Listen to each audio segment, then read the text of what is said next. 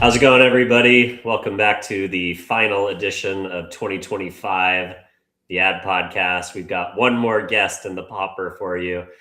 Stephen Larkin is the Managing Director of Growth and Development for GALE inside of the Stagwell Network, where he leads initiatives to expand the agency's reach and accelerate new business opportunities. He's got over 3 decades of experience in growth strategy, corp dev, and marketing. Stephen has worked across top agencies, including Erich Kallman and the famed RGA, helping brands and organizations build stronger market presence and impactful relationships.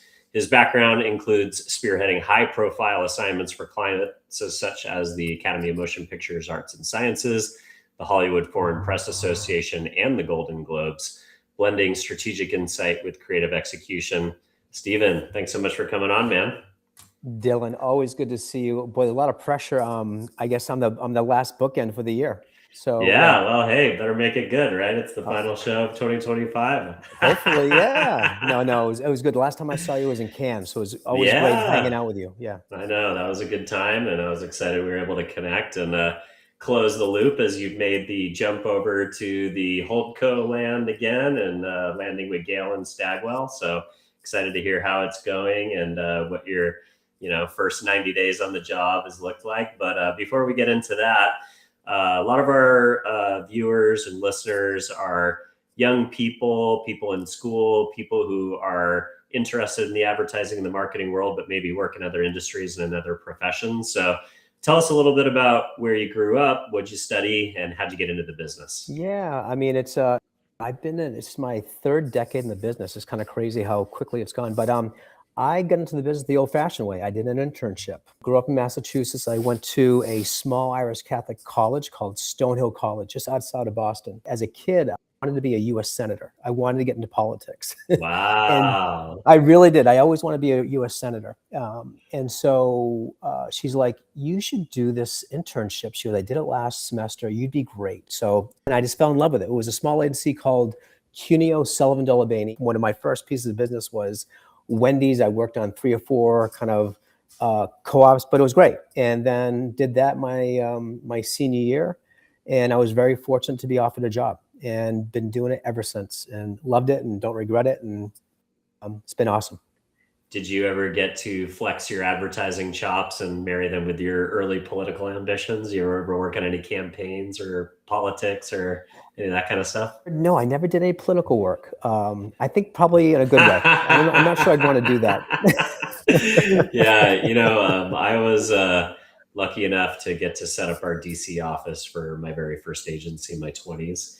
And one of the scary things that I learned is all the laws that we have to follow as marketers and advertisers to, not use people's personally identifiable information.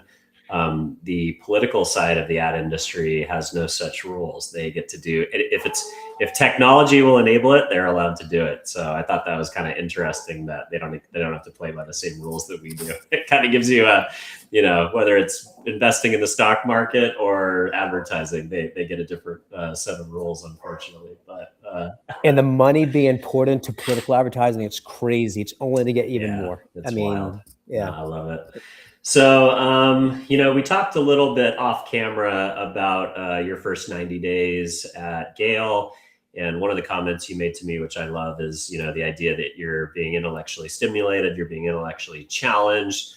You said it reminded you of days, at another famous shop that you worked at that was kind of known for being a disruptor and an early digital pioneer. So tell me a little bit about that. How's things different?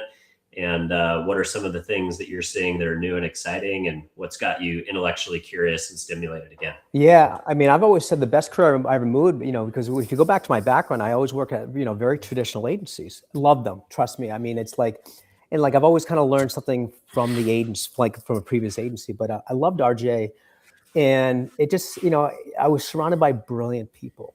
And like Bob Greenberg, Nick Law, Barry Waxman, I can go on and on. I'm probably forgetting, but these people, like, they just challenge you. I remember the first 6 months I had imposter syndrome. Like, oh my God, these people are brilliant, and I loved it. But they literally pushed you intellectually, and it was great because it took me out of my comfort zone. Because again, going from a very traditional agency, now we're going to like data and like tech and innovation, just, they weren't just kind of like, they were prototyping things. They were like, they weren't just kind of dreaming things, they built things. And, even like at GALE, again, really brilliant people. And in many ways, GALE reminds me a lot of RGA in a good way. You know what I mean? Where, there's data and tech at the core. I love is that they've got they've bundled media and creative together, which is great. They have other superpowers in terms of kind of loyalty and CRM. So kind of new, like I haven't done a lot of like loyalty, but like I'm actually excited to learn about that stuff. It's a new thing, and they're really doing a lot around AI, which I love. And I think AI is one of the most exciting things in our business. I'm sure we'll talk about it at some point. I know, I'm sure every conversation is in there, but like they're doing a lot of, there. yeah, but they're doing a lot of on AI, and they have been for a while, which I think is really exciting. I love it. So while we're on the RGA topic, I didn't bring it up, you did. Let's talk about the spitting out of RGA back into the independent ecosystem. They were obviously scooped up by a holdco and were a shining diamond within the portfolio for many years. And they were returned to independent glory, and they're out there on their own again, singing for their own suppers. So any thoughts of how that transition is impacting them so far, and what do you think? Are they going to make it as an indie? Yeah, I do. I think it was a great. I think it was a really smart move. Given kind of what was happening within IPG and Omnicom, right? So they would have been. There's a lot of chaos going there, and not that I want to get into too much in that, but like they would have been part of that whole kind of restructure. I think for them being, part of a, becoming independent, they released themselves of that, which I think is a good thing. So there weren't a lot of distractions. You know what I mean? So, I still root for RGA from the sideline. They were always so good to me, and they're a great agency. So I only wish them but success. And I think, I just saw that they just won a big assignment with Levi Strauss, where they're going to be doing the digital experience, creating a new app, which I think is great. So, I think they'll be awesome. And I hope they just make awesome stuff. I love it. So you spent a lot of time in an indie shop recently, as a founding member of that shop. What drew you back to Holdco land? What drew you back to big agency world? And what are you taking from your most recent experience as an indie CMO / growth person? And what kind of sensibilities are you bringing to your role at GALE?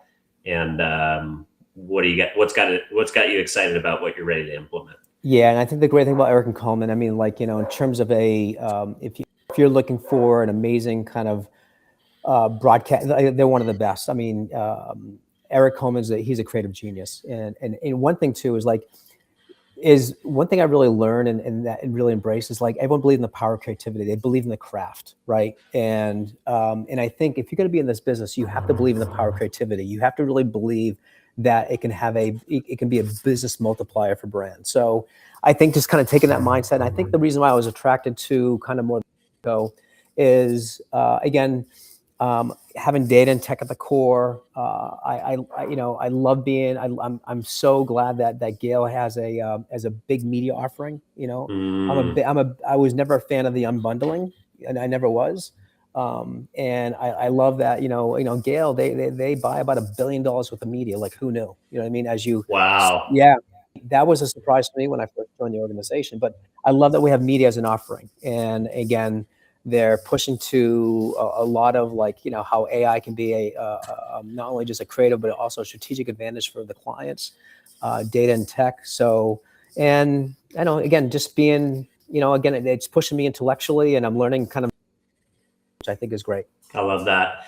And Stagwell, as a larger entity, and obviously you working on the marketing and the growth side for new business, Stagwell has really been punching above its weight class in the Holdco arena. We talked a little bit off camera about the addition, I think year 2 or 3 coming up, of Sport Beach, which has been kind of one of the hot tickets of Cannes. And you mentioned that it's coming to CES this year, which I'm super excited about. So, what got you excited, or how do you plan to leverage some of the broader assets of the network, like Sport Beach and some of the other cool things that Stagwell does as a holdco?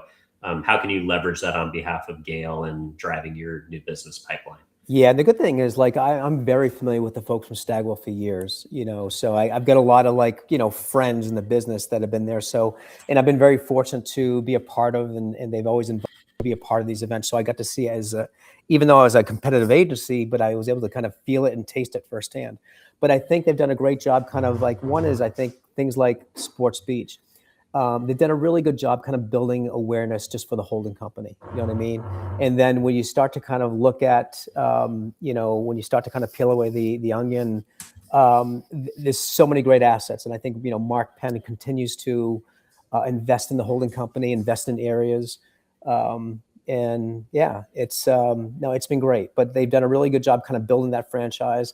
They've brought Sports Beach. I think it's like they've had it 3 years. They'll do it again in Cannes. It's going to CES. It was recently at South by Southwest. I think it was at another kind of key tentpole event. But it's a great forum to kind of bring clients and kind of agencies, and they start to a lot of thought leadership. Yeah, I think they do a good job. So I think as a growth person, it's just a great platform to kind of meet new folks, meet new brands, collaborate with other agencies with a network. And everyone's very collaborative. So even though there's a lot of like different agencies within Stagwell, everyone kind of roots for us. I mean, we're in a big review right now where we're part of like 3 Stagwell agencies, and it's been fun. You know what I mean? It's such a very collaborative kind of culture. I love that. And have you got to do some cross selling or some selling with other agencies within the group already? Are you guys pooling capabilities and pitching business as a kind of portfolio of agencies coming together? Is that a part Yeah, of the yeah. I mean, decoupling and the de-siloing? yeah, yeah. I can't get into it now, but we definitely do it right now because every agency has a superpower. So there are some superpowers that we're bringing to the equation, and then there are other agencies. We want to kind of leverage their superpower. The thing is, it just can't feel. I think what's good is again, there's a real collaborative nature. Like a lot of these, I know these folks. They've been friends of mine for years, so it's really seamless. It's really frictionless. So it's not hard. It's just like bringing other people to the party. I love that. On the topic of Sports Beach, one of the big trends these days is, athletes are becoming an interesting Swiss Army knife. Obviously you have the endorsement opportunities with leagues, teams, and even individual players, but you also have this emerging trend of athletes as media properties, right? So you know, um, you've got guys that are launching their own podcasts. You've got guys that are building a following around being like a games player on Twitch, or you've got guys that are launching their own production companies and doing sports documentaries, or even documentaries outside of sports, or shooting commercials. How do you think of sports and athletes as more of a 360 media partner versus kind of the old model of just, slapping a name on a logo or signing an endorsement deal or doing a media buy with a league or something like that? Like, how Yeah, do you think about athlete activation? well, I just think, when you think about like one of the most important kind of media venues for any, is really kind of live sports, right? I mean, you look at the ratings. I'll use the Kelsey brothers. I don't know them personally. They've always been part of Sports Beach, but like, look at their podcast series. I mean, it's become a real business, and they've become a franchise. I mean, it's a company, and they're great at it. They got sponsors, and they even have their own beer. I'm not saying that was part of it, but like that might have been a ancillary extension, or you know what I mean, a inspiration behind it. But like, I think sports is it's just again, I'm a kid from Boston, so I'm a sports freak. So I think it makes a lot of sense for brands to align themselves. But also, you got sports, you got and then in the age of kind of digital and social, right? With other platforms, whether it's kind of Instagram or TikTok, they all have their own platforms. They become their brands, and so I think if it makes sense for a particular brand, then great. I mean, the key is you just can't force it. Love it. And you are known as a guy that's been very rooted in the entertainment industry in Hollywood. We talked about some of the Hollywood organizations that you've done work for, been a part of. You're an LA guy as well. What are your plans for the group and bringing kind of that Hollywood Rolodex to the table? Should we be keeping an eye out for some streamer / movie / studio work? What are you thinking about from your kind of entertainment roots? The entertainment industry is going through really interesting times right now. I mean, there are three things that are happening, right? So you look at basically Warner Brothers being, there's you got Paramount, trying to hostile takeover. Hostile bid. Yeah, hostile bid. I mean, now you've got like whatchamacallit has now promised $40 billion, but then you got Netflix coming into the equation. It's going through interesting times. You took, recently did a post about the whole Disney and OpenAI partnership. I think that's really interesting. So yeah, I mean, I think it's you look at what the Academy just announced last week, right? Where they're going to start bringing the Academy Awards to YouTube, and I think in 2029. Again, Crazy. Really interesting. So I think it's really interesting times, and I think like anything, like agencies, you got to adapt. I think they're adapting. So yeah, I think it's just interesting times right now for the entertainment industry. Yeah. I'd be curious to get your take on what you think the future of the in-theater experience is going to be, because one of the biggest things that I've seen a lot of distress around the Netflix Warner Brothers deal is the idea that it's going to ultimately be something that deprioritizes the in-theater experience. For whatever reason, I think Netflix sees people in a movie theater as people not on the Netflix platform. So maybe a lower form of engagement or something that they're, maybe not as excited about to, lose people from the theater experience to, potentially not be on Netflix. So a lot of filmmakers are worried that they're going to get more releases and things that are going direct to box office or direct to the platform, going like straight to Netflix versus being able to go into a traditional movie theater experience. I'd be curious on your, take if you think that that's going to be a good thing or a bad thing ultimately. What was the last question again, my friend? So yeah, I was curious. A lot of filmmakers are a little bit, let's say they're scared that the Warner Brothers acquisition by a Netflix would mean less box office direct, people putting their movies into theaters first for the first window. Yeah. Netflix traditionally thinks of theatrical as time not spent on Netflix. So I'm wondering if you think that's a valid concern for filmmakers, or should we care about these antiquated windows of distribution? And should we just think about, hey, like if consumers want to watch things at home, that's okay. That's a better experience for them. Yeah, I think it's a great question. I really do. And I think, it's so funny because I love the in-theater experience. I really do. Same. I love movies. I really do. And I think there's nothing better than, to me, it's the whole experience. It's the chairs, it's the popcorn, it's everything. I still love the in-theater experience. But I think with the whole Netflix thing, it's really interesting. The one thing too, I think is when you think about, again, I did a lot of work with the Academy of Motion Pictures. I know Bill Kramer personally. He's the CEO. He's a great guy. And I think, even with the YouTube deal, right? My question is you understand, to be eligible for an Oscar, it had to be a theatrical release. All right. So now you're going to basically YouTube, and, by definition, is that a streamer? I don't know. So what does that do to the rules? Right. You know what I mean? It's interesting. I don't know what the answer is, but I do think it's pretty. I think it's smart to kind of go with the audiences. But when you look at, I think the windows are going to start closing, right? So I don't know what it is. Before it used to be like 90 days. It just they're closing and closing. But if you look at like IMAX, if you look at their stock, IMAX business is up. They're up, and the reason being is because they really have something unique. I think now. Like I've got a 100-inch TV in my house where I watch movies. You know what I mean? But to me, I still love going to the theater. But you know what? It's not like you can put an IMAX theater in your home. I guess if you've got a lot of money, you can, but Yeah, that's a you can, whole. but that's like ultra high net worth, right? But I think the IMAX, they're at an all-time high, or at least a 52-week high. All right, but their stock's doing well because again, it's a really unique experience. So I really hope. Again, I'm a fan of the theatrical releases. You know what I mean? So, but I wish I had an answer. I don't have an answer on that. I guess the consumer will decide.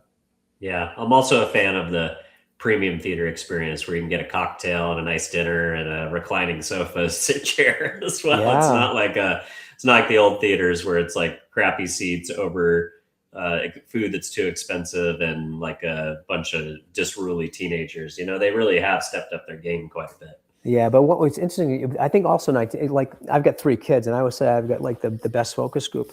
And I remember saying this to the academy probably 5-6 years ago, right? Is that, you know, I think a big thing is the definition of the celebrity has been redefined, all right? Yeah. So for you and I, right, it might be a George Clooney or an Anne Hathaway as a celebrity, right? Whoever, right? But for the younger generation, the celebrity is Mr. Beast. It's you know what I mean. So I think the redefinition of the celebrity is really being redefined, and I think that's having an impact on things like the award shows. Totally. And then the other thing that's interesting is you look at a guy like Mr. Beast. Well, what does he go and do when he's at the pinnacle of his digital success? He gets a Amazon show and goes to television, right? So, like if there was a Mr. Beast movie, it would probably be the most successful movie of all time, and every kid in the world would rush the theater. So I feel like maybe the theatrical window maybe needs to be, maybe it's a 1.5 hour YouTube blog featuring Mr. Beast, in some kind of a premium storytelling environment as well. But also, if you look at him, he's built a studio. He literally has built a studio. It's crazy. You commented on something else that I think is interesting, which is the OpenAI Disney deal. You finally, maybe to some degree, this has put to bed the fear of these AI platforms just spidering everybody's content and disregarding copyright law. They're actually going out there and making a agreement with one of the largest studios in the world in order to fairly compensate that studio and the IP holder and hopefully the artists that are involved in that amount of IP property. Do you think this is kind of opening the floodgates? Will we see AI, moving to this, kind of playing nice the way that the streamers and the record companies ultimately had to figure out how to play nice to reinvent new business models? Is OpenAI and Disney the first step forward in a fair relationship between AI and content creators? Yeah, I've got a different point of view on this thing. So I can't get in Bob Iger's mind, okay? But this is what I think, right? I actually think it was really smart, but also I think it was not just an offensive measure; it was defensive. All right. If you look at the agreement, right? So basically, it's a 3-year agreement, right? Things that it includes image, but it does not include voice, right? There is a cap on time frame. So the one thing about Disney is no one has ever protected their IP like they have. So with this agreement, they're actually in some ways controlling it. So they've controlled the usage. You know what I mean? Like, we'll give you this, but you can't have that. I actually think it's pretty smart. The other thing too, if you dig deep, a few months ago, OpenAI announced that they're going to do their own feature film. It's called Critters. Okay, again, we didn't prep for this. Because I'm an ad nerd. I dig deep in this stuff.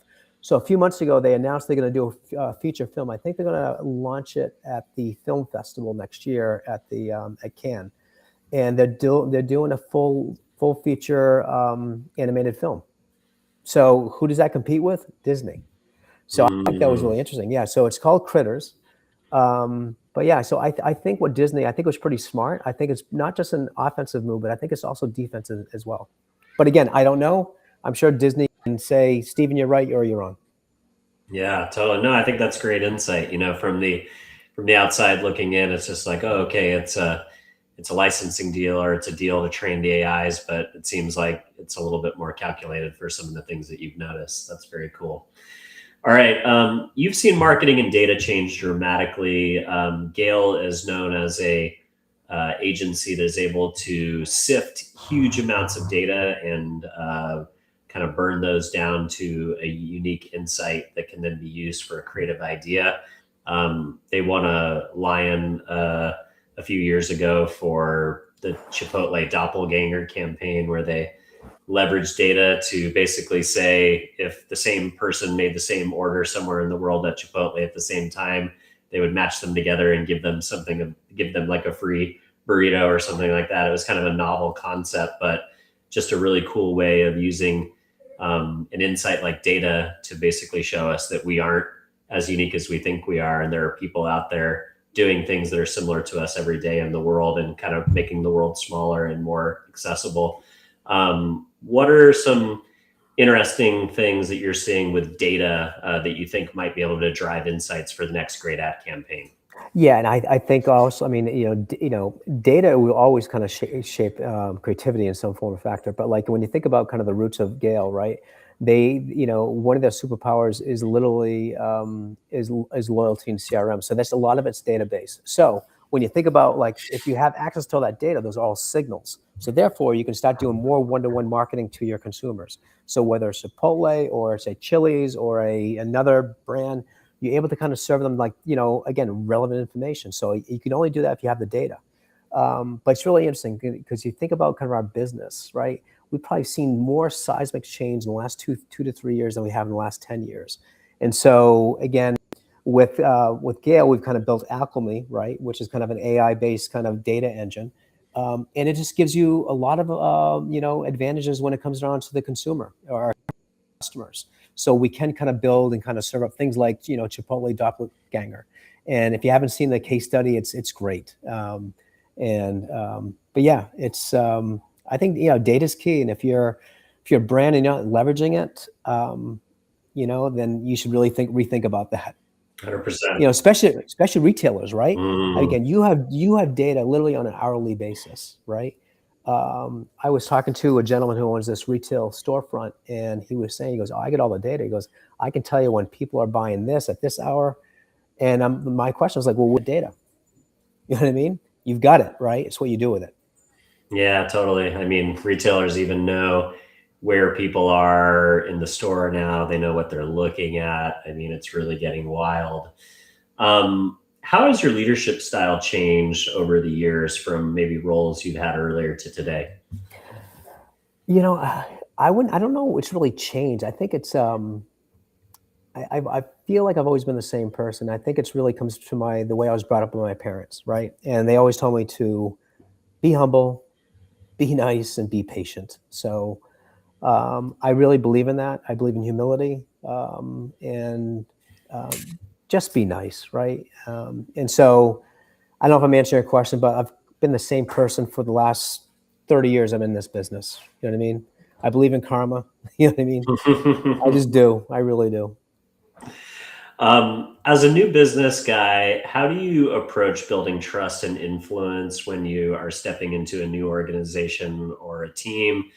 There's probably a lot of impulses to implement systems and things that you've done in the past that you like and work. But then there's an organization that already has their processes and things in place. How do you build trust and make gradual change when you come into a new organization like you're doing now at GALE? That's a great question. I think the big thing is when you're the new person, don't try to change things. And I think it's really, especially when you have an agency like GALE has a great legacy, they have a great culture, right? I really believe that it's really incumbent on me to really learn and embrace the culture. You know what I mean? I've seen people come in and they try to that's broken, that's broken. I come a different thing. You know what I mean? We all have different perspectives, but for me, it's like observe, listen, right? It's almost like the whole 90-day rule, right? But I think the key is don't try to change it right away. I just don't. I think it's smart. It's so funny. There was years ago, I won't tell you her name, but she was pretty high level. I was at RGA, and she's like, "Hey, do you have any advice for me?" And I said, Don't try to change the agency. Don't try to change this office." I go, "The agency has a very unique culture and a really unique, they're successful for a reason." And then about a year and a half later, she's like, "You know what? That was the best advice you ever gave me." And so Swear to God. Yeah, I think you're right. I mean, culture forms organically, and sometimes it's on us as, execs and team members to come in and like let the culture kind of wash over us versus try to add too much of our own personal flair and our own Yeah. style, of course, yeah, everybody brings individual traits and an individual sensibility and way of doing things and personality, but the team and the culture also has their own characteristics, I think. Yeah, especially when an agency's been very successful. You know what I mean? Yeah. One thing if it's a turnaround gig, right? Yeah. I love it. What advice would you give to someone who is trying to go down the same career path that you have followed, that wants to get into the industry today with all the headlines and upheaval and chaos? Is it still a viable opportunity for young people who want to get into the industry, or should they wait for calmer seas? You know what? My daughter just got in the business about a month ago, and Wow. I had nothing to do with it. No way. I'm telling you, it was all her. But I think a lot of it is because my wife's also in the business. She's in the client side, but we love what we do. We truly love. I always tell people I love Mondays. Like I really love what I do, and I think a big reason is I really believe in the power of creativity. I believe in the craft, and I think if you don't, again, when you're in marketing or advertising, creativity is really at the core. Now, creativity can mean many different things. You can be creative with data. You know what I mean? You can be creative with AI. You can be I think media is one of the most creative things in our business. So I think you have to believe in the power of creativity. I really do at the core. And I think you just got to love the business. And to me, when everyone says who do you try to hire when you hire people? I look for ad nerds, who just love the business. I mean, and and I always tell someone, I go, if you want to read a great book, if you just get in this business, read the book Inventing Desire. I still think it's the best book in the business. All right. Wow. And it's the story of Chiat Day. And it's really such a romantic view of the business, even though it's, when you talk about Jay Chiat and Lee Cloud, we're talking decades ago. But literally, if you haven't read the book, and I always tell people, order on Amazon. If you don't like it, I'll Venmo you the money. That's a good endorsement. Yeah, it's great. But no, it's a great romantic view of the business. It is. And, there were pirates, and I've always admired that agency. I really have. Oh, totally. I'm reading Cameron Day's 3-part book right now, and he was the son of one of the Chiat Day founders. I forget which one, but it's really cool to have like insights from someone who grew up in that family and kind of watching his dad start and launch that agency, and then have to go out into the world and make his own way. Like I'm right there with you. I'm kind of like a Mad Men super fan, but looking for the real stories, whether it's going back to Ogilvy or reading stuff that's current day. Maybe we think the industry is more exciting than it actually is, but it sure is fun when I get to read and reflect on it, etc. So I ran into Lee Cloud a couple years ago in Cannes. We were chatting. I knew him from my 180 days because we kind of rolled into TBWA. But he was like, we're chatting. He goes, "Hey, I'm coming out with a document film. It's going to be in the Palais. You should go to it." I'm like, "Definitely will." And I watched it, and it was amazing. So it's another, and it's kind of a byproduct or the inspiration of Inventing Desire. But again, if you watch that film, you read that book, it's kind of hard not to want to get into that business. 100%. All right. Well, Stephen, if people want to learn more, connect directly with you, where do you want to send the audience? Oh, with me? Yeah. If they want to learn more about the agency, or if they want to connect with you on LinkedIn. Yeah. I mean, hit me up on LinkedIn. But also, go to the website, GALE Partners, GALE Agency, but it's, again, I love being part of the agency. Again, it's really smart people. We work with some amazing brands. It's pushing intellectually. I think they're at the forefront. But hit me up on LinkedIn. More than happy to kind of grab 15, 20 minutes and talk shop. I as I said, I love Mondays. I could talk shop all day. Even this, Dylan, this is fun for me. I love it. I love it, man.